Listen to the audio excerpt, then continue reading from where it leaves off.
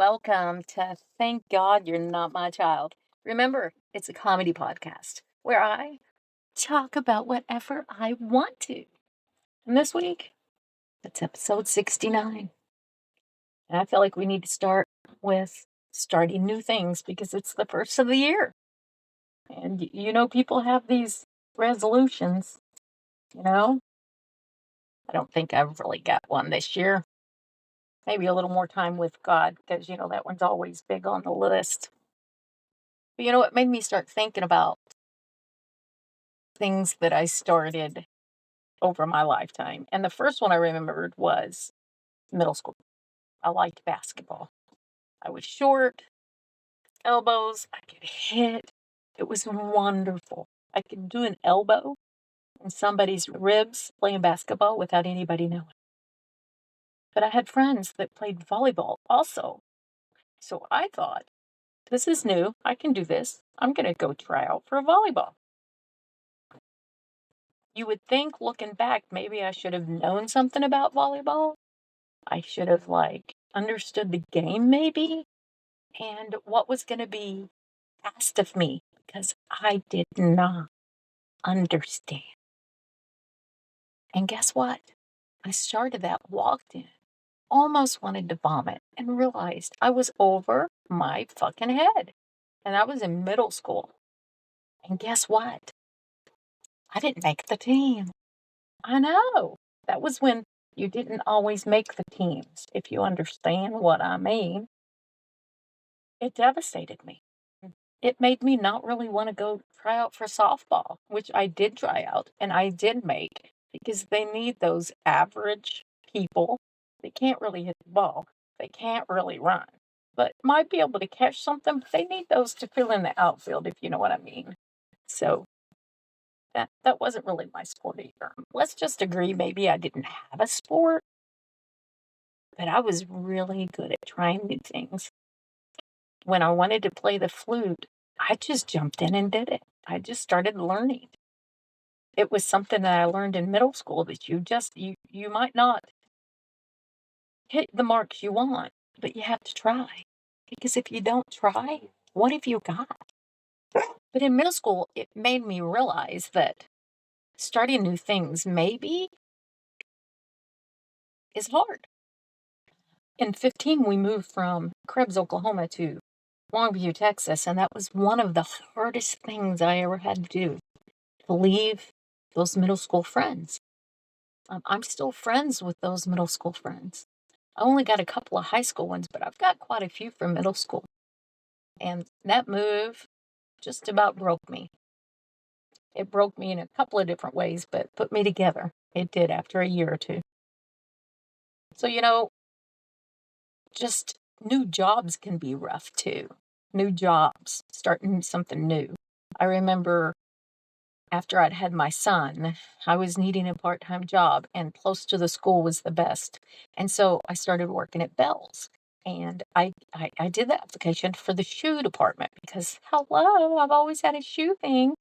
Well, those people hired me and they put me in the suit department.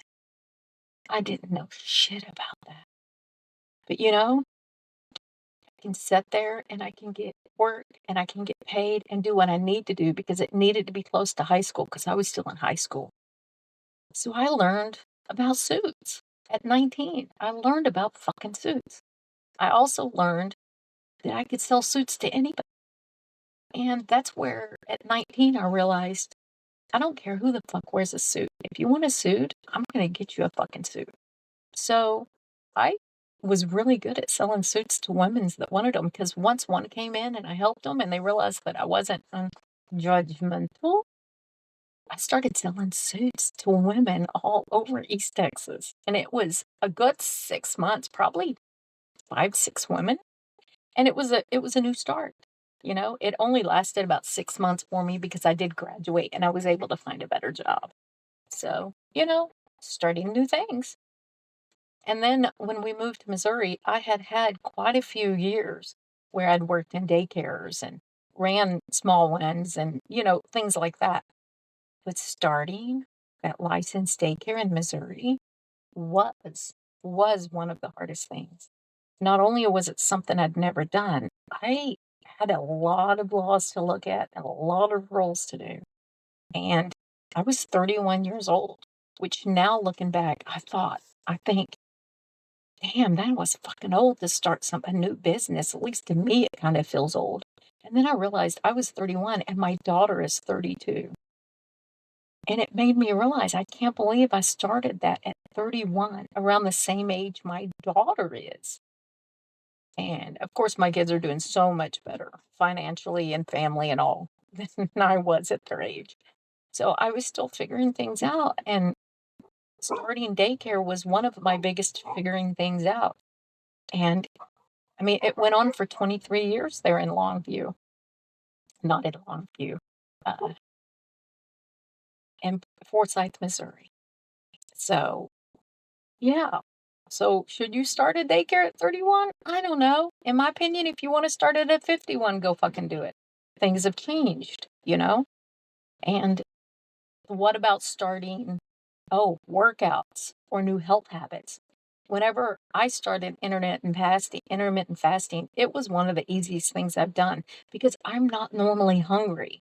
So I was forgetting to eat and it was extremely easy for me. But I had friends that tried it and they thought they were going to die. So things that you start can be different for different people.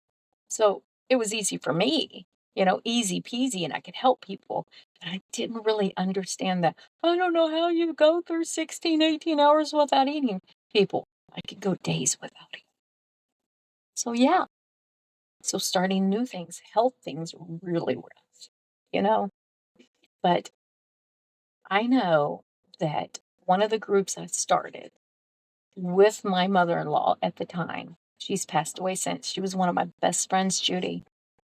We started in 2000. She came to me and she'd found this support group and it was called TOPS, Taking Off Pounds Sensibly. Now, it really wasn't my thing, but she loved these women so much and I loved her so much. And I was almost 300 pounds. So, you know what? Let's go. I suck that buttercup up. I suck it up. And I went to that meeting. And in 8 months, I lost 88 pounds. All it was a support group. You don't buy food. You just tell them if you're having problems. You weigh every week. It was wonderful. It kept me accountable. But it was fucking hard to start. I mean, to go in there and be weighed by someone that's a stranger, that's hard. So, even Judy and I had to start walking. We were really big. So we started walking. And when we first went to the park to walk, we could not walk a half a mile, you know? And even throughout losing weight that first year and a half that we lost all the weight, I was doing Taibo and there was a lady, Leslie, and she did a walk-in at home, and then I did Billy Banks Taibo. That is what I did. I did it at nap time during daycare or at 5 a.m. or at nighttime. That is what I did because it was easiest for me. And then years later, when I was diagnosed with this nerve damage, they told me the more active I was, the longer I was going to walk. And, that's scary. So I became like the gold sticker, the gold star person for starting new things. The first person I met was my Carl, my brother from another mother. He started training me on just how to lift, the exercises I need to do for what was wrong with my body. He was good rehab coach. He's still a wonderful coach. He's still family, and he helped me. He helped me start simple workouts because I had to. He moved me up to bigger workouts because he trained me well, and I allowed that.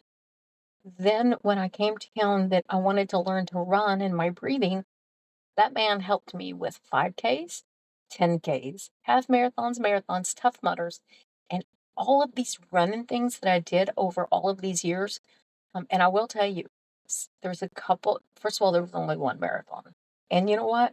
I'm still to the point where I don't want to talk about that because anything that takes over 8 hours probably shouldn't be talked about. So I just keep that one under my belt. I did it. I finished it. At the end. But some of the half marathons, they were some of the best ones. I know it was, and I'm not a runner. And I also never did any of these races at my lowest weight. I think my lowest I was on any of it, maybe 175, 180. So, at 7 Tough Mudders, I can't even tell you how many half marathons and stuff. I can tell you this. That's why I have a new knee. Because after that 7th Tough Mudder, um, that was the month I did 3 half marathons in 3 weekends and a Tough Mudder on the 4th weekend because my goal was to be a half fanatic, and I am. Half fanatic, 11/131 forever. So, yeah. So starting new things, that was stuff I started, and I wasn't even an athlete. So, it's proof anybody can be an athlete. You just have to fucking start. If you just fucking start, it's good. You don't have to be a winner. You don't have to, I mean, you find your time and you race on your PR, your personal record, no one else's. Through all of that running, I found a group on Facebook called Back of the Pack, and those people really helped me through because I came in last I did a 10K pain run at S'more in Seymour, Missouri, Smorr, Southern Missouri Off-Road Ranch. And I'm going to tell you one thing. I think they only did that pain run. That was a 10K one time. And I can tell you, I came in last that one race they did. And it was harder than all the races I did before because these are places that Jeeps have hard times or big monster trucks have hard times going up sometimes. And they've got us trying to run up them. Holy fuck, was it hard. And you know what? I could be sad that I came in last, or I could be happy that I was able to do it. So remember, when you start something, you're not going to be the fucking best. Just be the best you can be. You know? Well, now my knees aren't allowing me to do any running. So now I'm back to I have to do stuff to keep active because of this nerve damage. So then at the gym I was working out to keep going for running, I found out that they had classes that were free. So I started kickboxing with Mr. Ross. And Ross was as young as my daughter. And he could kick my ass in front of a kickboxing bag or anything we were doing. And for quite a few years, that was the exercise I was doing, working out. Carl was keeping me going. He was still keeping me the lifting and stuff. And between kickboxing and stuff, I was staying pretty good. So that's when we did that. So then, when that slowed down and wasn't doing so much for me, I went over to my friend Ann that had a martial arts school. And I started taking Taekwondo at 48, I believe, with kids. And I'm telling you, you think something's hard. You go out there with a girl. There was this little girl. I'm still friends with her mom. And that little girl might have came up above my knee. She was so tiny. And she would get out there and do these things on Taekwondo. And I'm flubbing up on the fucking shit. And this cute little redheaded thing that's like a foot and a half tall is out there just. And I'm out there going, what the hell is she doing? You know what I mean? Woofy, lay down. Okay, so this little girl is out there showing me how to kick ass. Uh-huh. Well, I was there for a couple of years. But then my friend Ann, she met a guy. And she closed the school. And she moved. And I still call him Butthead because he took my friend Ann. And then I was so fucking lost. I can't run now because that's the smartest thing to do. Or hike because I loved hiking. I can't do this shit with my knees fucked up. So then I fell into another friend, JT, and between Fight Club and Jitsu, it was hard walking in because I'm 50 years old and I'm not 100%. But I have an endurance and I don't fucking quit. And I went in there And I feel like I kicked ass for the years I was in there. Probably 3 years, and rolled with some fighters that should have tried harder with me. I know this oh god, one of my friends, Roy, I remember sparring him, and he was going a little harder than I was planning, but I will never forget getting slammed on the ground with him on top of me. Holy cow, that feeling. But, it was a good feeling, it's a good memory, because I was out there working my ass off, and it was things that didn't come easy. So starting things that don't come easy might be something that we need to try, you know? I don't care. What is it that you wanna do? This fight club, JT, he started Karjitsu, slap fight, and he's got one now that's called Coffin Wars, and damn, if I could get strong enough to compete in the Coffin Wars, damn, that would be a good dream. Am I that girl that probably should be in an outfit down there rolling with somebody? No, no, I probably shouldn't be. I'm a little bigger girl, but can I dream it? Can I get healthy enough to do it? Maybe. Just because I'm not the average person to do it doesn't mean I don't do it. You know what I mean? And so for so many years, the major dream I had, which is what I was left with, because there was things in jitsu like I couldn't hit the bag with the bad knees as hard as I wanted to. I'm sparring, there were certain kicks and stuff I couldn't do, and there was some limits on me. But the one thing I could do that did not hurt my knees was skating. Yes, when I was in middle school, way back then, the one thing we used to do in Krebs was we would go to the skating rink. And we're talking Friday night, Saturday night, Sunday afternoons. Whenever it was opened, we would get dropped off. Of course, my dad was the dad that would actually go and skate too. Everybody liked my dad as long as they didn't do anything wrong, if you know what I mean. So, yeah. So, even though I was told for years and years that I wasn't good enough skating for roller derby, I did it. Springfield Roller Derby was having a open tryout, and even though I had anxiety, even though I was almost in tears, I walked in that fucking building with my skates, my cheesy skates, because I didn't know which ones to buy. You know, I used their gear because I didn't know what to buy. All I knew is I knew how to skate, and I knew I wanted to play roller derby. And even though I was told for years that I wasn't a good skater, I had to push that down just to start this new. And you know what? I played in matches. I made that fucking team.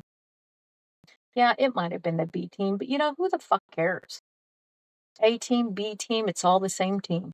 Cheer for one, make one, cheer for the other, make the other. Doesn't matter. It was some of the best times in my life.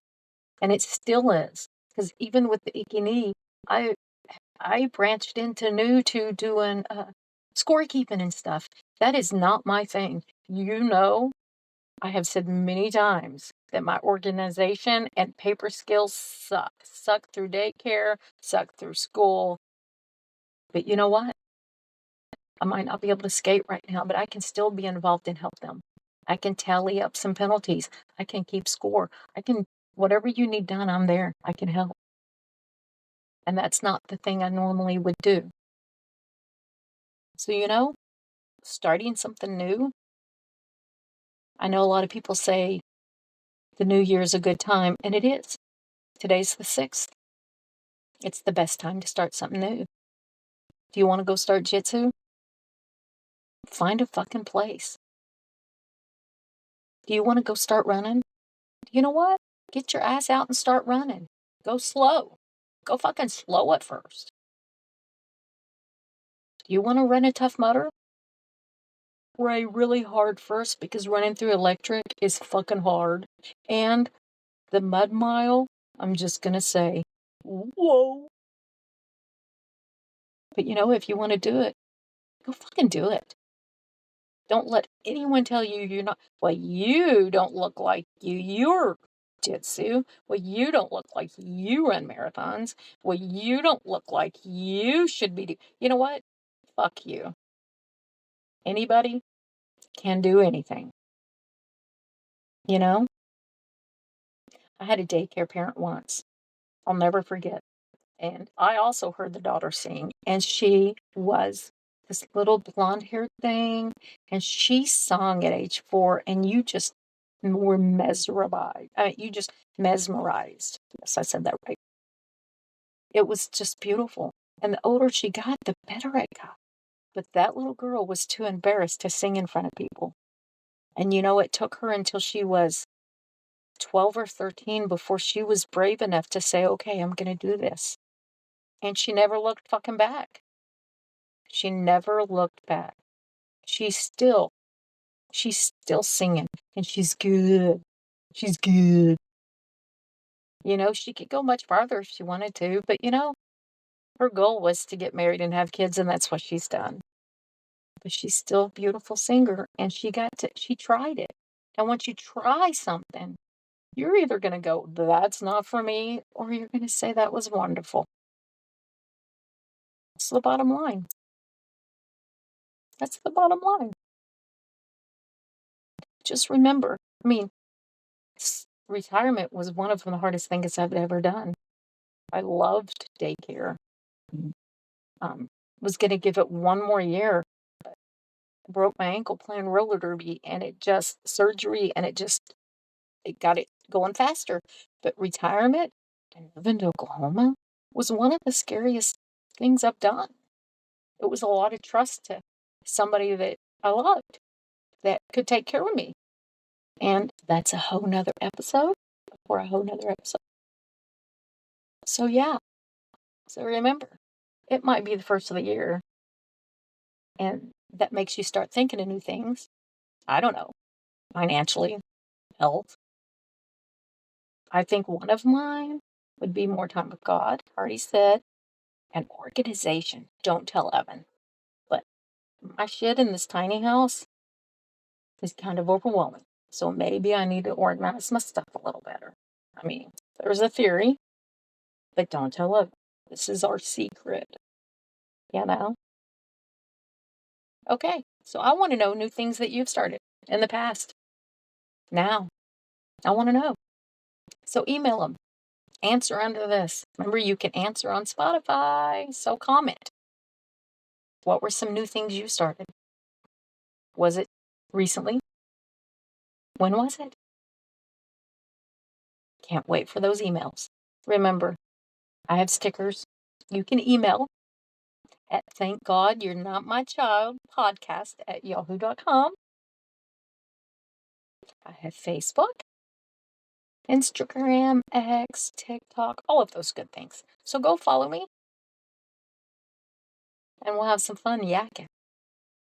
Until next time, thank God you're not my child.